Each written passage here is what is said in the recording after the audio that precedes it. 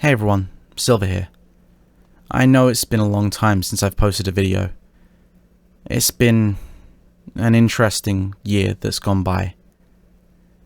I've actually been doing okay in terms of a lot of my personal life things, but unfortunately my struggle's been a little bit harder on the front of combating my own mental health.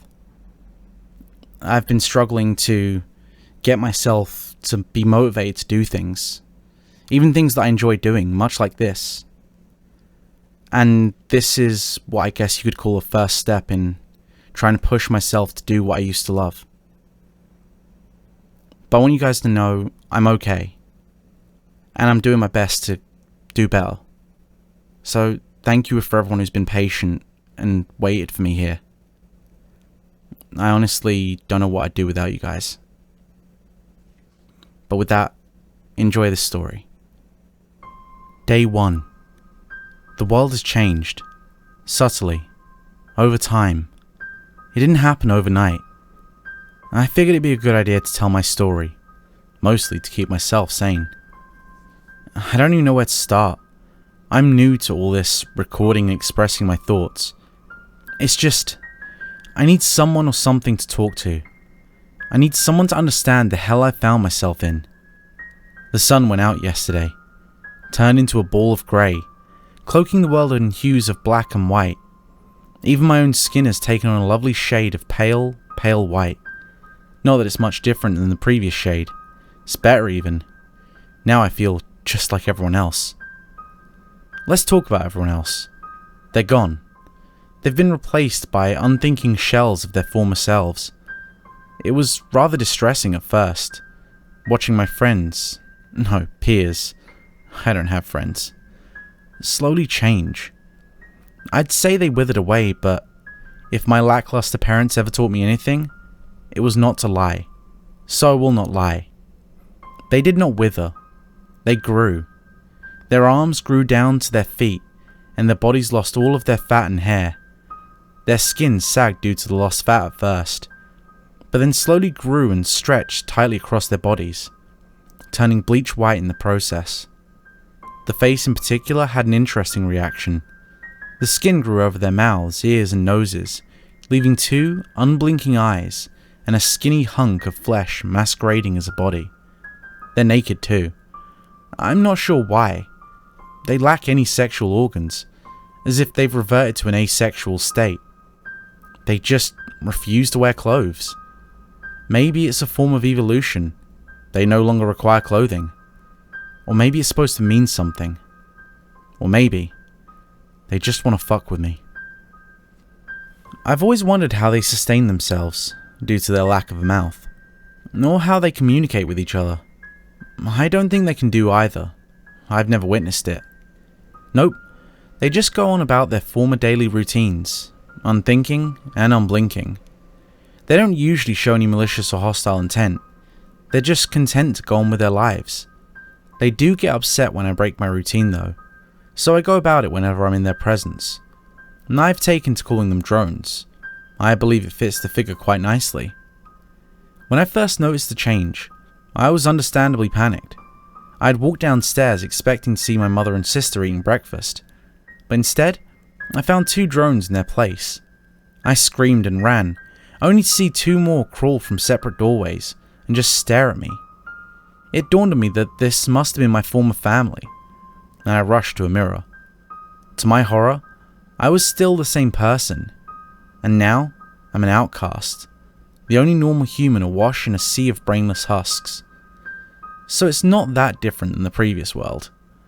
Of course, that's not all that's changed. The ground has turned to flesh. Literally. That is the best way to describe it. The ground is now pale flesh, matching the color of my skin. I first noticed when I stepped outside and, surprisingly, found myself sinking into the ground, as if I was wading through mush. Upon closer examination, I found it to be rather warm and firm, yet it still easily tore. I cut it. The ground, not my skin. Can't imagine doing that. In an attempt to dig down and see what lies beneath the skin. It bled, and the blood was actually red. That is the only other colour I've seen besides black and white. I figured it had some significance, so I found a shovel and dug into the ground even more. It was like striking a geyser. Crimson blood spurted from the wound, covering the surrounding area. I couldn't get very deep. The skin is just the surface. There's a network of something down there, but I just can't penetrate the surface, nor do I have a reason to. There's no possibility of escape. I've taken to calling this world the blood canvas, as blood is the only thing that has colour anymore in this world of black and grey. My digging did draw the attention of a good amount of drones. Who they were formerly and what they were doing near my home, I have no idea. They surrounded me, and I had the choice to either fight them off or run. I ran. I'm a coward. Always have been.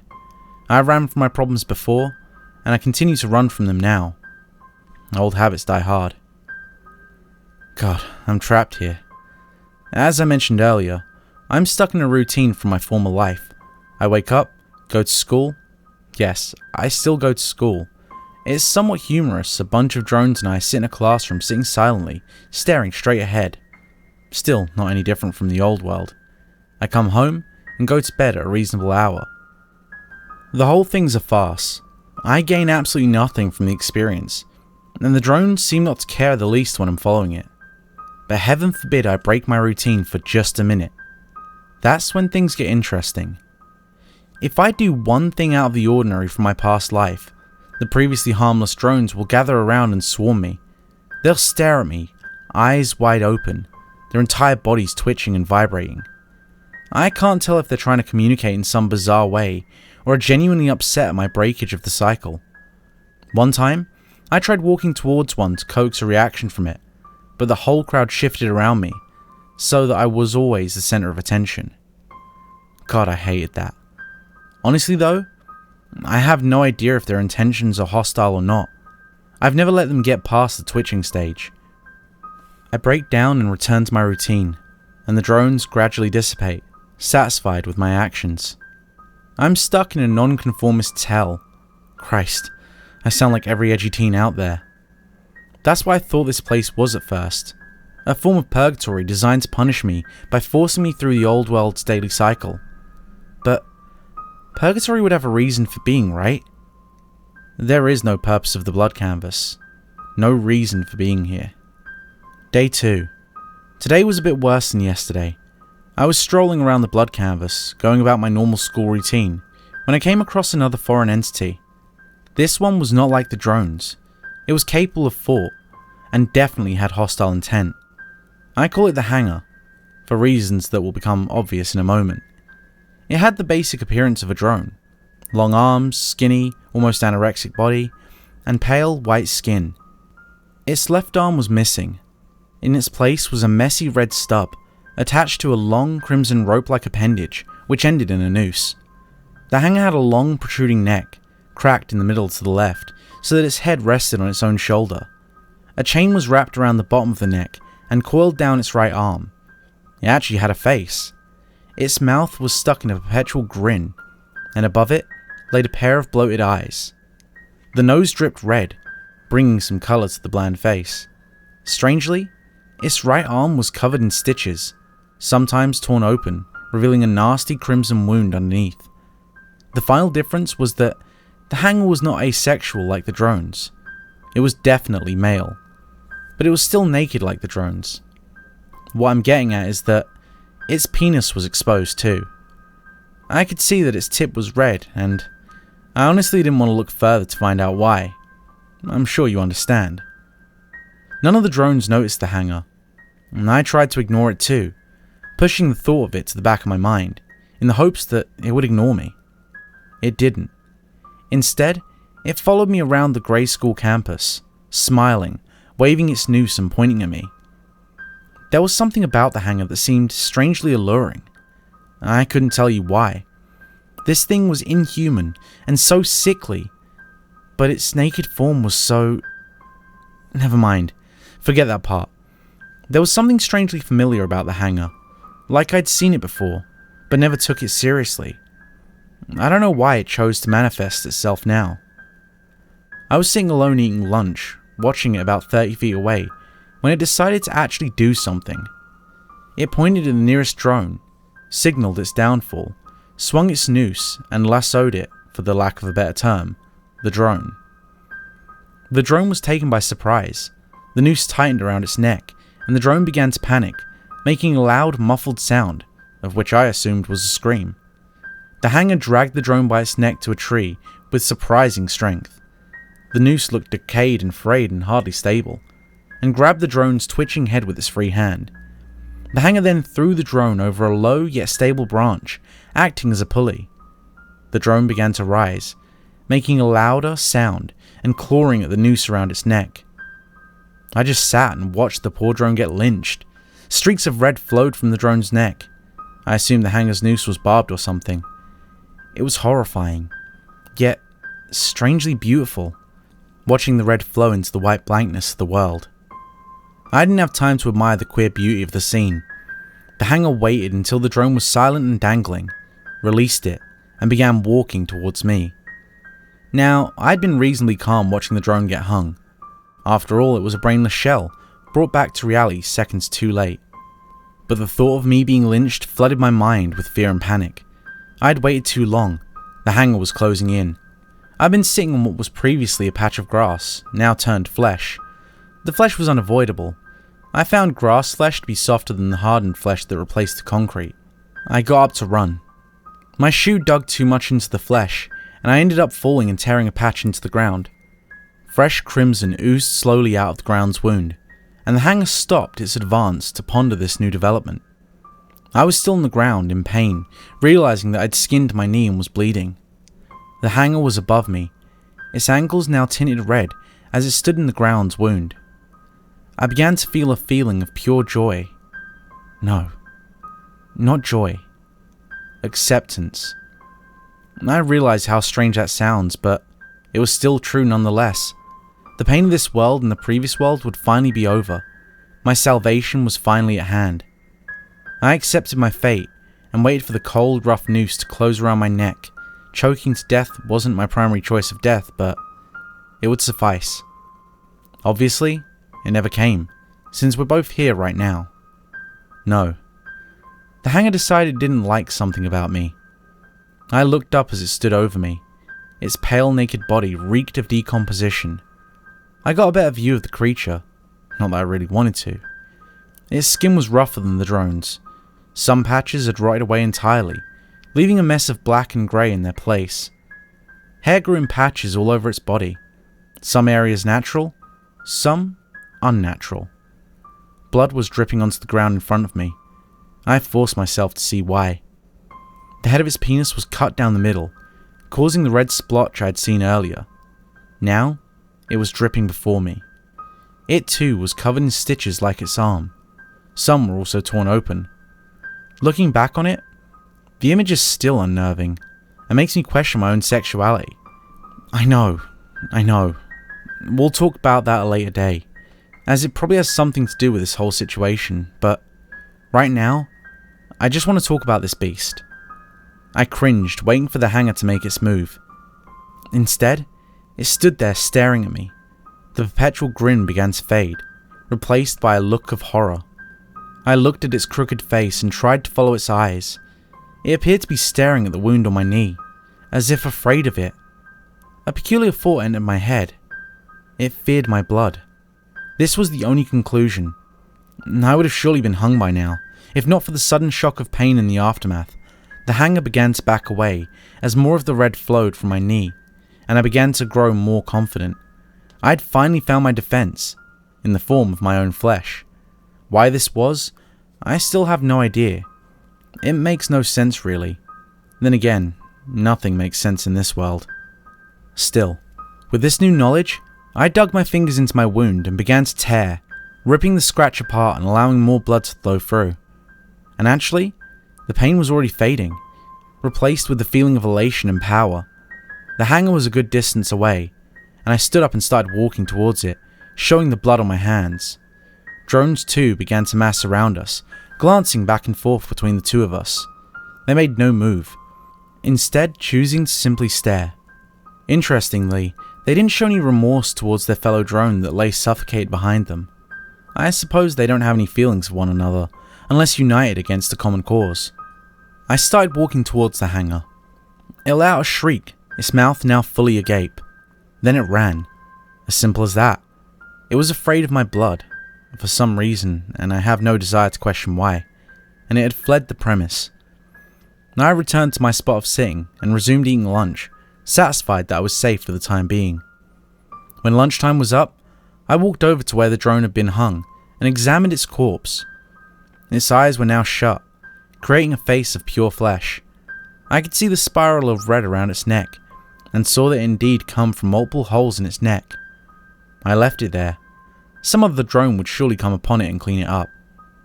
I haven't seen the hangar since. It's probably too afraid to show its face now.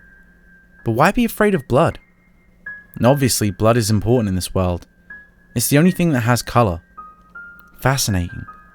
Utterly fascinating. Perhaps I'll collect more from the flesh ground and study it, away from the drones of course. That's the other thing.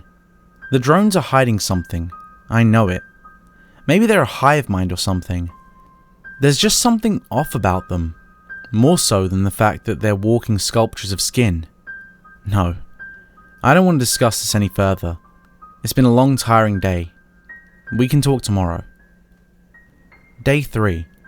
I know what you're thinking, but no. I want to talk about another event like yesterday. Trust me, it does wonders to get it out of my head. I'd come down for breakfast, expecting to see the drones of my former family members waiting for me. Instead, I saw a large, bloated mass rummaging through the kitchen drawers. It didn't react to my presence at first. I knew that this thing was hostile. The hangar had been the only unique thing in the world so far, and this thing was on course with how disgusting it was. So, I grabbed a knife off the kitchen counter and started walking towards the mass, which I saw to resemble an incredibly obese and disfigured person. It stood on 2 legs and was bent over looking through the shelves, its buttocks shoved straight in the air towards me. It was not a pretty sight. This thing was fat, inhuman, and I could swear I could see its skin occasionally ripple and gurgle, as if something moved beneath it. There were no red or dark spots I could see. The thing had bleached white skin. It reeked of foul-smelling chemicals, which began to burn at my eyes as I got closer. And then it turned around, catching me mid-stride, and revealing its, or I guess her, full self. Well, to call this thing a her would be an insult to my gender, so I'll refer to it as the burned. That's what I noticed first. The burn marks on its bulging throat. Dark spots of black that would constantly bubble and boil, like a constant chemical reaction. The burned was less like a drone than the hangar was. It was the size of 3 drones rolled together and mashed into a ball. It had short stubby limbs instead of long limp arms. They protruded out and seemed to mainly be there to maintain balance. Looking back on it, the burned made a great antithesis to the hangar. It too had a face, or at least part of one. I couldn't see its eyes, instead seeing 2 shrunken sockets that extended deep into the creature's head. It had long dark hair that had not been cut in some time. It nearly fell to the floor. The most defining feature of the face was the burned's mouth. It was simply a wide slit cut across the entire face with a slight grin to it. A constant liquid drool emanated from within, the colour white, nearly matching the bleached colour of the skin. I could hear the liquid sloshing around, and when the burned opened its mouth to breathe, I could see the liquid being stored in its mouth. The burned would occasionally try to swallow down the liquid, but to no avail. It would instead vomit it back up onto the floor. I could smell the fumes from its breath as it moved towards me. As I mentioned, the burned's neck had severe burn marks, and the skin had begun to peel away, revealing a hint of red underneath. The neck mimicked the rest of the creature, short, fat, and constantly shifting. The liquid it had been attempting to swallow leaked out of a series of small pores around its neck, further speeding up the chemical burning process. The burned was naked, just like every other creature in this world. I'm the only person with enough decency not to expose myself. Its breasts were large, swollen, and the skin was beginning to fall off in places where the chemical liquids had flown downwards. Its body was mutated, rippling every few seconds, and bubbling violently when exposed to direct contact with the liquid. Thankfully, the burned's fat covered most of the lower body. Hair grew in seemingly random patches, as it did with the hangar. primarily on the arms and the nether regions. I saw no patches of red on its body, save for a small puddle that formed beneath it. When it saw me with my knife, it opened its mouth in an attempt to communicate, a low guttural moan, letting the liquid splash on the ground before me. It advanced towards me slowly. Each step must have been a tremendous amount of effort. Riding off the confidence from my confrontation just the previous day with the hanger, I took my knife and plunged it into the burn's bulbous body and wrenched it back out. The burn didn't seem to notice at all. My knife, on the other hand, was covered in the body's inner liquids and began to dissolve. Again, I stabbed the burn's fat body, not wanting to get close enough to slash at the throat, and this time, lost my knife in the mass of flesh before me. The burn was agitated and started to move towards me at a faster rate. Then it stopped, a gushing sound filling the room, and it vomited on the ground between us for a solid 10 seconds. The pool of liquid began to fill the room, and I could feel it start to burn away at my feet. I screamed in pain and tried to run to safety, only to slip wildly in the liquid and fall face first into the hard ground. The burn seemed unaffected by the liquid's properties and continued to advance towards me, the more liquid boiling up in its mouth. I tried desperately to recover, but between the burning fluids and my own panic, I had trouble getting to my feet and constantly fell back down. The burn wasted no time and was on me in seconds, grabbing my hair with its stubby hands and pulling my face towards its. Its skin felt warm and gelatinous, rippling against mine as it placed its hands near my mouth, trying to wrench it open. I held it closed firmly as the mass of flesh began to pull and pull. And I thought back to my confrontation with the hanger and remembered what had driven it away: my blood. I reached a hand down to my knee and again tore at the scab, allowing blood to once again flow freely. It seeped down into the pool below us and mixed with the liquid. The burn let out a yell of surprise and released me into the pool, which was no longer burning at my skin. I looked around the room, desperately attempting to find some object to aid me. I needed more blood than my leg would provide. I found another kitchen knife, this one more serrated than the other. It would have to work. I drew the blade across my left arm, parallel to it, not perpendicular. The familiar colour of red began to drain from it and onto the floor, mixing quickly with the pool on the floor, changing it from white to deep red. Sensations of pain were quickly replaced with the feeling of total control and happiness. The burn nearly slipped on its own chemicals and blood as it began its hurried retreat, stumbling towards the back door and slipping in my blood. I made another slash across my arm, doubling the feelings of pleasure while further driving the burn away, out of my house and out of my mind. By the time the burn finally rolled its naked body out of the door, all that was left of its presence was the pool of blood and chemicals it had waded through. I haven't seen it since. It's gone, just like the hanger is, buried deep down in the corner of the world in my mind. I've since covered myself in self-inflicted wounds and hidden them away. I'm not ashamed of them or anything, it's just, I don't know, maybe I am ashamed of them, but they saved me, and they felt good. The drones don't like them. I could see them glaring at my arm. That's why I finally covered them. The mess in the kitchen was cleaned up when I got home. The drones liked their cleanliness. Still, I'm trying to figure out just what the hell is up with these abominations that attack me. Well, in all honesty, the burn may or may not have been trying to kill me. I'm fairly certain it wanted to vomit its chemicals directly into my mouth, either dissolving my organs from the inside, or turning me into a creature like her. I mean, it. Trust me, if you saw that thing, you'd agree that it needed to die. The creatures must have had something to do with the blood canvas. This world is sentient. It realizes that I've refused to follow suit like the rest of the people, and sends creatures to remove me, to ensure that conformity is followed by all. Is my blood toxic to these creatures? Maybe the blood canvas wanted to give me a fighting chance, but such a glaring weakness is surely unintended. I'm not dead. That's all I can ask for anymore in this cruel, cruel world. Yes, I'm done for the day. Day 4. Nothing attacked me today, but I still thought it'd be beneficial to get these thoughts out of my head. Let's talk about the old world. I don't even know what to think about it. I keep contradicting myself when I think about it. I mean, yeah, it was full of colour and happiness, but at the same time, no. No, it wasn't. I hated the old world, and I still do. just less than the blood canvas. I've never quite felt the tinge of happiness that everyone else has. I've resented them all for possessing it. But god fucking damn it, I'm not special. I'm not different. We all felt like that one time or another, right? So why am I chosen to be trapped in this world? Was it by chance? Or by choice? And whose choice was it? I don't understand.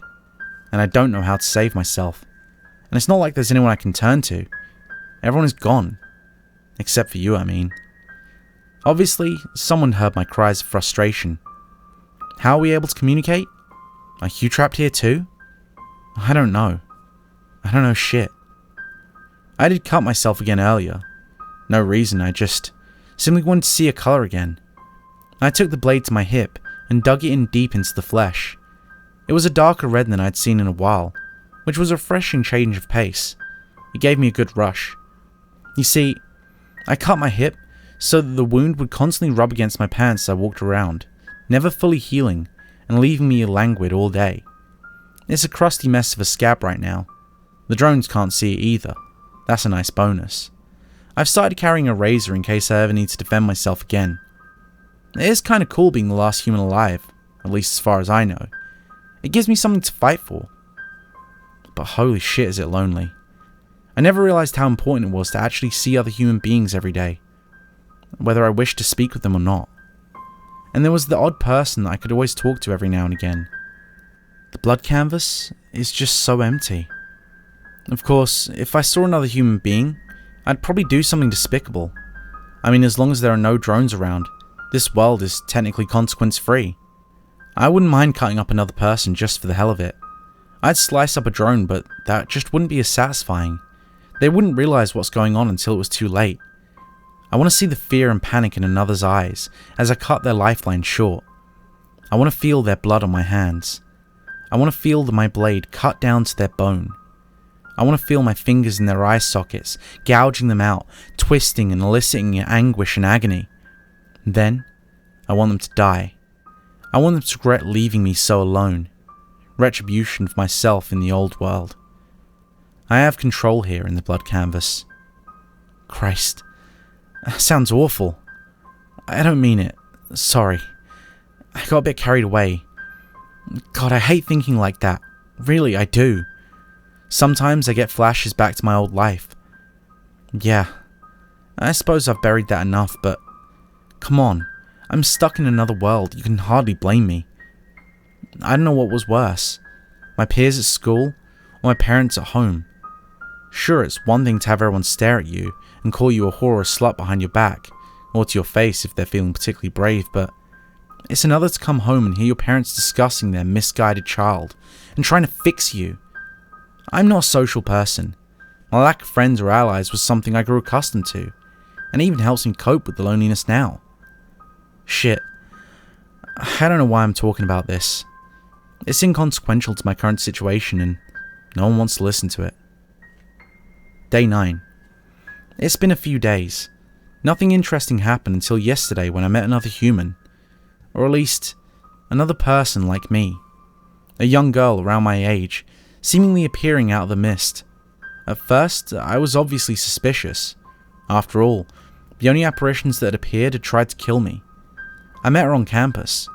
I'd never seen her before, but there she was, wandering around looking just as confused as I was when I first entered the canvas. She was shaded in black and white like everything else, but I could make out a few of her features. First, she had nice long, smooth dark hair. What colour it was previously, I couldn't tell. I could see that she wore traces of makeup and eyeshadow, although both were beginning to fall into states of disrepair. She had dark eyes and a few freckles scattered about her face. She was pale like me, and if we're being honest, she had a great slim figure. Seriously, I could go on, but I won't. I want to keep this short.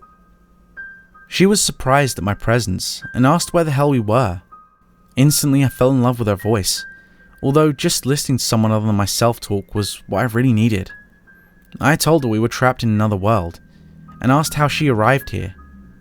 She offered the same explanation that I've offered you, detailing how the world began to subtly shift into a total overhaul that is the blood canvas. I asked her name. It was Carmen. Carmen seemed rather distant, which is understandable. I was lost too upon entering this world. She talks slowly, as if she's constantly computing what she's saying and what she'll have to say. A quiet, soft voice. God, I love it. I made an attempt to befriend her, and she shyly accepted, not having much of a choice. After all, we're still alone in some strange level of purgatory. That's why I want to keep this short. She's coming over to hang out soon, and I don't even know what to talk about. I haven't had a conversation in weeks. She doesn't seem interested in talking about the blood canvas. I haven't even told her my official name for it yet, instead choosing to focus on the old world, which is fine. I let her talk, and in turn listen, something no one else could do in this world. She told me she hasn't seen any strange creatures like the Hanger or the Burned. She did say she was afraid of the drones though, mostly because of their eerie appearance. I don't blame her. The drones are getting a bit testier. They stare at me more and more now, especially when I'm with Carmen. She's the polar opposite of me. Positive, hopeful, kind, gentle, wispy, sociable, smart, funny, memorable, likable, good-looking. Really good-looking. Not covered in self-inflicted wounds. It's amazing that she's here in the first place. I feel so at ease in her aura. Of course, that's a bad thing, and I need to be constantly alert. Still, good God, I've never felt this feeling before, and it feels so great. Better than the artificial bliss I created for myself earlier. I haven't cut myself anymore since meeting her. I haven't needed to. Day 12. I'm gonna ask her out. I realize how pointless and how strange it is, really. I'm not really sure I'm her type, if you catch my drift. A gesture that is in a world like this, where we're the only people remaining. But still, I want to have the experience. And I feel it's the right choice. I'm giddy with excitement. Things are looking better. Literally. Carmen appears to glow. I can actually see tinges of colour emanating from her. The first was obviously red, but I swear, I've seen glimpses of blue and green.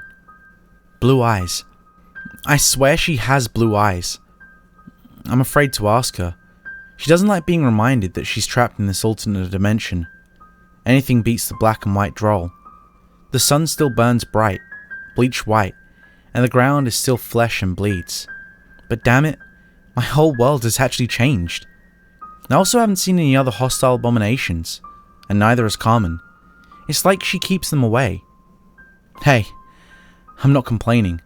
We've spent more and more time together, which makes sense seeing as there's nothing to do in this world. She tries to ignore it, tells herself that it's just like the old world. It's not, but we don't acknowledge it. The drones are acting strangely, at least when we're together anyways. All they do is stare at me, actually. No, that's a lie. They only stare at me when I'm with Carmen. Alone, I'm invisible to them. I've since broken most of my routines to be closer to her. The drones haven't seemed to care as much as they should. Something's off with them. I just can't figure out what. Carmen's noticed it too. We've discussed the drones at length, trying to determine their purpose in this world. The best we could come up with is that they must be integral somehow, vital to keep it turning. Unthinking, unfeeling, put here with a simple purpose. We've tried interacting with them, only to get no response but a glare. They're deaf to it all. This is going to be short. I need to go see her again. I'm almost afraid that I'm beginning to rely on her. Almost. I don't mind that much. I don't quite know how I'm going to ask her. I could do something spectacular. She wouldn't expect that. I don't know. I'll let you know if it works. Day 13. It worked. Day 19. Colour. It's back. I can't believe what I've been missing. Okay, it's not a total miracle. There's still some black and white. The ground is still made of flesh and the drones still roam about, but holy shit, I'm finally happy. Well, maybe I'm not happy.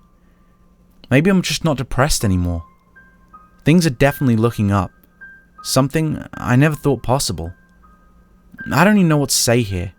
I'm so good at bitching and complaining, not so much at positive things. But I'm getting better, and so's Carmen. It's nice to finally have a real friend. not to mention a girlfriend. Sure, we were pushed together through necessity, but that's beside the point. God, she makes me feel so special, so noticed. She pays attention to me, and as much as I hate to admit it, I crave attention. She's happy right now, and by extension, so am I. Damn, I can't get over how nice it is to see colours other than black and white. But there is something strange going on. It's like the world's pushing back. It can't stand to see me happy. It craves my blood. I know it does. I've felt the urge many, many times, but I haven't cut myself since meeting Carmen, and that's a huge step forward. I still carry a razor though, just in case. God knows what's out there. We talked about possibly leaving, going off to start a new life, see if there's any others out there, but we're still stuck here, like we have unfinished business to take care of. So, we both agreed to stick around a bit longer and see what happens. She's coming up later. I think we're going to take a nice walk down to the park. There's a bridge overlooking a nearby river. Carmen says you can see the blue in it. Honestly, I just want to be with her. I'm happy wherever we go. Not that there's many places left. She refuses to be near the drones any longer than need be, and the ground isn't exactly perfect for having a picnic. Shit. This may be the last one. I've got nothing else to say really. The blood canvas is fading away, and I have a new view on life. Things are okay. Day 25. Fuck.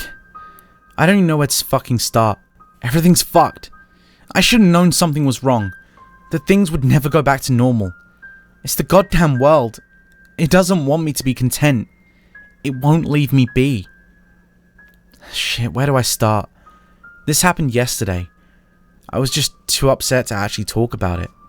We were out walking, Carmen and I, when I first noticed that the colour of this world begun to fade again. There should have been the first sign that was something wrong. But I had my guard down. I wasn't ready. I was too happy, lacking the necessary depression that we needed to function. Well, we were out walking by one of our favourite spots, the bridge and river I mentioned a few days back, when Carmen decided that we should stop and take in the surroundings. I agreed. It was a nice place to be. We were about 50 feet above a river, which roared and raged about, creating a fantastic ambience. Few drones ever permeated around the spot, making it all the more likeable. It was a nice, calm, serene scene. God, do I still remember it? There wasn't any colour. That wasn't incredibly unusual.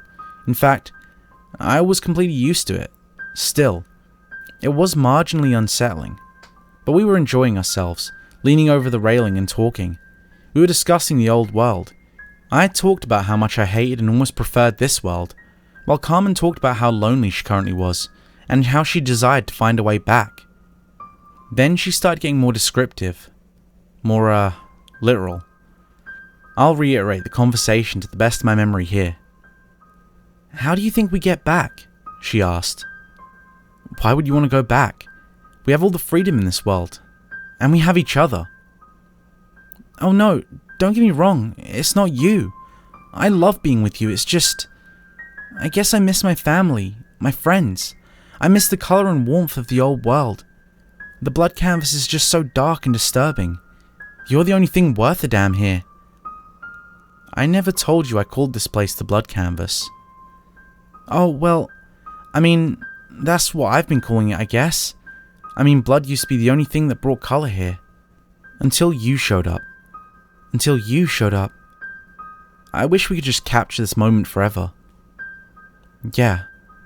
It's just... What's bothering you, Carmen? It's something. You're not the ball of happiness you usually are. I just... don't know if I can go on living in this world. Don't talk like that. That's what the world wants. It wants us to end our lives, but we're better than it. Together... I'm sorry. I just can't. It'd be so simple. We could jump. Together. What? I'm not ending my life, and neither are... She stood up on the railing and offered her hand to me. Without thinking, I stood up there next to her. We're done with this world, she said. Let's face the next one. Together. I mean, I don't know. Shh. Her voice was soothing. Close your eyes. Don't think about it. Jump with me. I closed my eyes, thinking that maybe this was the most logical thing to do. I was ready for the next world, and I had Carmen. Surely we'd go to the same place. I thought back to my time in the old world, my family, my former friends, my former life, and then I thought about the blood canvas, and how quickly I'd grown accustomed to it. I didn't hate it like Carmen did, but I was ready to follow her, to obey her wishes. But doubt still lingered in my mind. No, I couldn't do it. I couldn't jump. There was still more to do. I wanted to understand the canvas, not give in to it. If I could understand it, maybe I could find the exit out of here. I had to back down. I wouldn't let Carmen jump either. Sure, I had tried before, and sure, this world had sent 2 of its agents to end me, but I was better than them. Despite my better judgment, I still wanted to live my life. I wouldn't do it. I opened my eyes and looked at Carmen. But Carmen wasn't standing there. In her place stood some unholy, unnatural abomination. It wore her skin, but it wasn't Carmen. It couldn't have been. Its clothes were stained with red, dry, cracked bloodstains, lingering on as if they'd been there for a few days. Its left arm was broken in 2, cracked in the middle, and hanging limply at its side. I had been holding it, and released it immediately in shock. Then it turned to look at me. It had Carmen's face alright, except the top half was missing, as if someone had popped it open like a grape. There was an uneven, slanted line of flesh and blood that showed the divide. Compressed. That was the word. Her face was removed and compressed in. Her previously slender, soft neck was scrunched up into jagged lines and drenched in red. The thing's smile ran cheek to cheek, overflowing wickedly with joy at my discomfort. Blood leaked from the open wound that was her face. There was no way that this was Carmen, that I'd spent tireless days with, that I'd cared about, that I'd loved. A trick. A wolf in sheep's clothing. That's what it was. It couldn't be real. Yes, the sun had gone out, sure. The people had changed into brainless drones. Yeah, I'd cut myself to drive the other creatures away, but Carmen could not be this thing. I stood there dumbfounded. It reached towards me with its working hand. Jump with me, it spoke through clenched teeth, never breaking its insidious grin, and it still had Carmen's majestic, gleeful voice. Out of everything, its voice was what really stunned me. I stumbled backwards, nearly falling onto my back in horror. It still stood on the railing, and bent down to put its face even with mine. I can't. You're not the same. I struggled to find the words. The thing didn't struggle in the least. Weak. Pathetic. Scared. Hearing those words in Carmen's voice broke something inside of me. The creature never broke its hideous grin, and went on. I'm offering you a way out. That's what you've been wanting this whole time, right? No, that's not what I want. Liar, you're afraid. You're afraid of what comes next. I could smell its foul breath, tainted with blood and death. No, I'm not. Its grin widened. The thing grabbed my arm and pulled me close, our faces pressed against each other. Its voice changed from Carmen's. It deepened, took a more ferocious and aggressive growl. Demonic even. Then prove it. Jump. Kill yourself. Do it, coward. Pathetic. Loser. Whore. Slut. No one loves you. No one gives a shit about you. No one ever will. You're lost in the world, trying to find your way out. Give up. Jump. No. I'm better than this world. Fuck, this is your fault. Carmen and I had a life together until you came along and screwed it up, you sick fuck. Its voice reverted back to Carmen's. What are you talking about? I'm right here with you. You still find me attractive, right? You still love me, right? It rubbed its working hand up and down its body. No. You're not real. Oh? Its voice deepened again.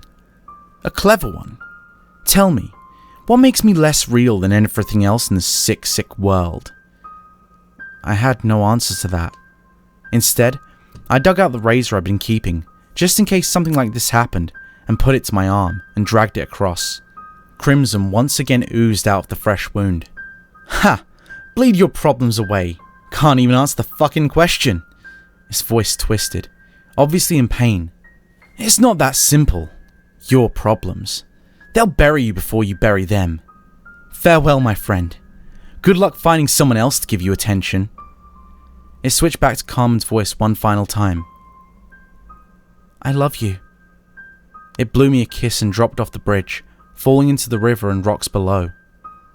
I didn't look for the body, choosing instead to dig deeper into my flesh, control and assurance returning to my body. Day 32. It's been a week. I spent it in loneliness and depression. The drones are gone. I barely noticed. It's just me now. I can't believe I missed their presence. Nothing matters anymore. If Carmen had asked me to jump with her now, I would have done it. I looked at myself in the mirror yesterday, wondering what had become of me in the month I'd been trapped here. I looked about what I expected. Skinny, malnourished, broken, sullen, disgusting, filthy, unhealthy, unattractive, and altogether, miserable. I don't even see blood anymore. That colour has been lost. The feeling of ecstasy it once brought me has faded along with it. I stared at myself for a good 15 minutes, wondering just what the hell to do with myself. And then my reflection moved, on its own will. I watched it take out the blade I kept in my pocket, and put it to its wrist. Then it sliced it clean open, in a near-perfect cut. Dark grey liquid flowed from its wrist and poured onto the counter adjacent to it. Then with some difficulty, my reflection repeated the process with the other wrist.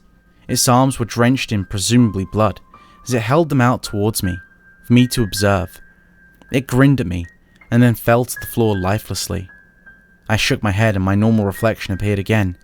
A glimpse of the future if I followed my current path. Sloth. A path of laziness. My reflection was right. It's time to end this. I'm concluding my story, hoping someone else can make sense of it. I'm finally fed up completely with this world, and ready to move on. I'm tired of running from my problems. I'm getting rid of them for good now. I'm finally taking control. Real control. Putting my life into my own hands. And I choose to leave the blood canvas. So Doc, that's it. That ends my story for today's session. What do you think? Am I a crazy teenager or what? It got a little dramatic in the end there, but overall, I quite enjoyed it. It's been an interesting month, hasn't it? And I certainly wouldn't use the word crazy. We all have our ways of coping with stress and difficulties in our lives. May I see your arms, please? Sure. My arm is my canvas, my blade, my brush. Together they make art. Aren't they beautiful? Indeed.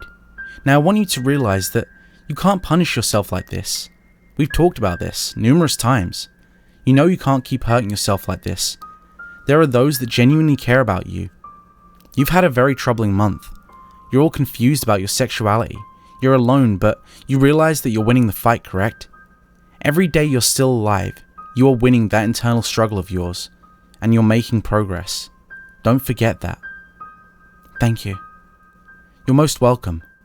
Let's talk some more about these, creatures that caused you to punish yourself. What do you think that girl in the mirror represents? I told you. It's me if I keep doing this. So you realize that you can't keep doing this to yourself. Yes. That's what I said at the end. I want to leave this world. I'm gonna listen to you. I need someone else to pull me out of this blood canvas. I'm glad to hear that. First, we need a better way to deal with these punishments, these creatures. Oh. They're not punishments. Oh? What would you call them? Justifications.